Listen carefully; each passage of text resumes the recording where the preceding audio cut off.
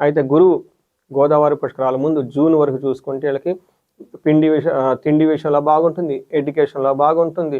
So అన్ని విషయాలు చాలా చక్కగా బాగుంటుందని చెప్పుకోవాలి.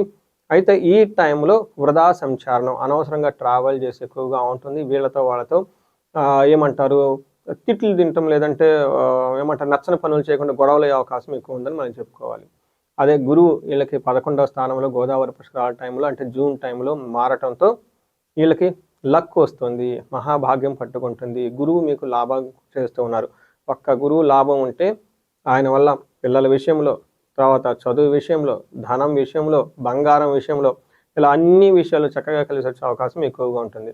మనకు మహర్షులు సంస్కృతంలో ఏం చెప్తారంటే యశోవృద్ధి అంటే మీకు కీర్తి ప్రతిష్టలు విపరీతంగా వస్తాయని చెప్పుకోవాలి. సర్వత్ర విజయ సుఖం అంటే ప్రతి సాట ప్రతి పనిలో మీకు విజయం ఉంటుంది, సుఖం ఉంటుంది. శత్రునాశాంత అంటే ఈ టైంలో మీ దగ్గరికి ఎవరైనా కనుక శత్రుబుద్ధితో వచ్చాడు అంటే అది ఆ రోజు వాళ్ళకి లాస్ట్ డే.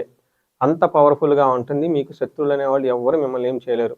ఈ రాశి వాళ్ళు గోదావరి పుష్కరాల తర్వాత చూసుకుంటే మంత్రసిద్ధి అని చెప్తారు. అంటే ఏంటి, ఎవరైనా కనుక విష్ణు సహస్రనామాలు చదువుతున్నా, లలిత సహస్రనామాలు చదువుతున్నా, దుర్గా పారాయణం చేస్తున్నా, దశ మహావిద్యల్లో ఏదో ఒక మంత్రం తీసుకుని జపం చేసుకున్నా, లేదంటే గురువు ద్వారా కొన్ని మంత్రాలు వచ్చి ఉంటాయి అవి ఉపనయనం చేసుకున్న వాళ్ళకి, అలా ఏదైనా కనుక శ్రీ విద్య ఉపాసకులు కానివ్వండి, ఇలా ఎంతోమంది మంత్ర సాధన చేసే గొప్ప గొప్ప యోగులు ఉన్నారు, మహర్షులు ఉన్నారు, ఆధ్యాత్మికవేత్తలు ఉన్నారు.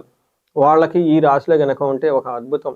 ఆ మంత్రం అనేది మీకు సిద్ధించి చక్కగా ఆ మంత్రం మీద పట్టు వచ్చి ఆ అమ్మవారు లేకుంటే ఆ మంత్ర అనుష్ఠాన దేవత మీకు చక్కగా వరాలు కురిపించే ఒక బెస్ట్ టైంలో మీరు ఉన్నారని గమనించుకోవాలి. అలానే రాహు మీకు 6వ ఇంట్లో ఉండటంతో ధైర్య బుద్ధి, చాలా ధైర్యంగా ఉంటారు.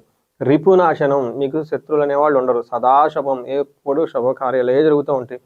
Very interesting, very interesting. ఇలా రాశికి లేని ఒకే ఒక లక్షణం ఈ శ్రీ పరాభనామ సంవత్సరంలో కన్యరాశి వారికి మాత్రమే ఉండే ఒక విశేషమైన క్వాలిటీ ఏంటంటే లాభం. రిపు స్థానగే ఫణి అంటారు. అంటే శత్రు లాభం అంట. అంటే శత్రునాం లాభం అంటారు. శత్రువుల ద్వారా కూడా మీకు లాభం వస్తుందంట. ఇంకా చూడండి ఇంకేం కావాలండి. ఇలా శత్రువుల ద్వారా కూడా లాభం వచ్చే ఒక రాశి, అంత గొప్ప రాశి ఈ యొక్క రాశి శ్రీ పరాభావనామ సంవత్సరం అని చెప్పుకోవాలి. మీరు అనుకోవచ్చు అదేంటండి శత్రువుల ద్వారా ఎలా లాభం వస్తుందని. కొన్ని కోర్టు కేసులు చాలా ఉంటాయండి. ఒకనొక టైంలో మీ శత్రువులు వాళ్ళ యొక్క రియలైజ్ అయ్యి మీ యొక్క బలం వాళ్ళకి వదిలేసుకుని వెళ్ళిపోతూ ఉంటారు. కొంతమంది డైవర్స్ కేసులు చాలా ప్రాబ్లమాటిక్, ఇబ్బంది పడిపోతూ ఉంటారు. ఇంకెంతకాలంలో అని చెప్పేసి వాళ్ళు వదిలేసుకుని వెళ్ళిపోతూ ఉంటారు. అలా ఏదైనా కనుక ఎవరైనా శత్రువులు ఉంటే వాళ్ళే సరెండర్ అయిపోయేసి మీకు మంచి చేసి వెళ్ళిపోతారని గమనించుకోవాలి. ఇలా చూశారు కదండి కన్యరాశి వారికి ఉన్న గ్రహాలు ఏ విధంగా ఉందో మనం చూసుకున్నాం. అదేవిధంగా ఇప్పుడు నక్షత్రాల ప్రకారం చూసుకుంటే ఉత్తర ఫాల్గుని, హస్త, చిత్త నక్షత్రాలు ఇందులో ఉంటాయి. ఉత్తర ఫాల్గుని నక్షత్రాలకు రాజ సమాన సౌఖ్యము, ధనలాభము, సుఖము, హెల్త్, నిరోగము. అంతకుముందు కనుక ఏదైనా హెల్త్ విషయాలు బాగా లేకుండా ఉంటే హెల్త్ చాలా చక్కగా ఉండే అవకాశం ఉంటుంది. చూసారు కదండి ఈ రాశి వాళ్ళకి రాజ సమాన సౌఖ్యం. లైఫ్ అంతా ఒక రాజులాగా గంభీరంగా డిగ్నిటీగా అన్ని రకాల సౌఖ్యాలతో ఉంటారని గమనించుకోవాలి. అయితే ఒక్క విషయం జాగ్రత్తగా ఉండాలి. ఈ నక్షత్రం వాళ్ళు భయం పడే సంఘటనలు ఎక్కువగా జరుగుతూ ఉంటాయి. మీ చుట్టూ మిమ్మల్ని ఏమంటారు మానసికంగా టెన్షన్ పెట్టి అనవసరమైన నాయిస్ చేసేవాళ్ళు ఎక్కువ ఉంటారు. టాక్సింగ్ పీపుల్ అంతా దూరంగా ఉండాలి. హస్త నక్షత్రం వాళ్ళకి రాజసమాన సౌఖ్యం, ధనలాభం, సుఖం, హెల్త్ చాలా స్ట్రాంగ్గా ఉంటుంది. అయితే ఒక్క విషయం జాగ్రత్తగా ఉండాలి. ఫస్ట్ జూన్ వరకు కొంచెం జాగ్రత్తగా ఉండండి. మీరు తలపెట్టిన పని కొంతమందికి ఆగిపోయే అవకాశం ఉంటుంది. బట్ ఆగిపోయిందని చెప్పేసి మీరు ఎలా టెన్షన్ ఏం పడద్దు. జూన్ తర్వాత మరలా అంతా నార్మల్ అయ్యే అవకాశం ఎక్కువ ఉంటుంది. భయం కలిపే పరిస్థితులు ఎక్కువ ఉంటాయి, జాగ్రత్తగా ఉండాలి. చిత్తా నక్షత్రం వాళ్ళకి సంపదలు ఉంటుంది, రాజసమాన సౌఖ్యం ఉంటుంది, ధనలాభం ఉంటుంది, సుఖం ఉంటుంది, హెల్త్ చాలా రాబస్ట్గా ఉంటుంది. చూసారా, చాలా అంతా పాజిటివ్గానే ఉంది. వీళ్ళకి మాత్రం ఒక్క విషయంలో ఆగస్టు ముందు అనుకున్న పనులు కాకుండా ఇబ్బంది పడే అవకాశం ఉంటుంది.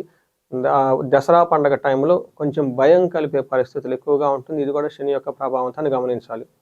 సో చూసారు కదండి, బెస్ట్ రాశుల్లో ఈ కన్యరాశి వాళ్ళు ఒకళ్ళు ఉన్నారు. ఇంత ఎక్స్ప్లెనేషన్ ఇచ్చాను మీకు గ్రహం వైజు, నక్షత్రం వైజు.